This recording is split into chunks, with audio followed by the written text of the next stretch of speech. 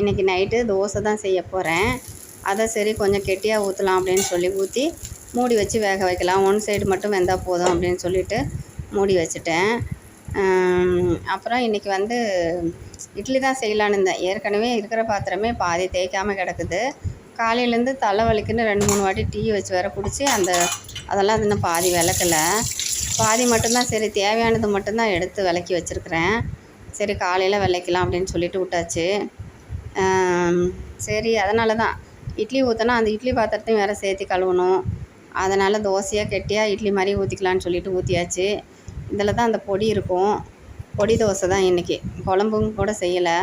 அது செஞ்சாவும் இன்னமும் பாத்திரம்லாம் சேரும். அப்புறம் அந்தளவுக்கு பசிக்கவும் இல்லை. சரி பொடியாட சாப்பிட்டுக்கலாம் அப்படின்னு சொல்லிவிட்டு தோசை ஊற்றிக்கிட்டு இருக்கிறேன். இன்னொரு தோசையும் ஊற்றியாச்சு. தோசை மாதிரி சுட்டு அது கஷாயம் மாதிரி வருது. கிராமத்துலலாம் செய்வாங்கள்ல கஷாயம் மாதிரி, அந்த மாதிரி வந்திருக்குது. சரி இந்த பொடியை போட்டு சாப்பிட வேண்டியதுதான்.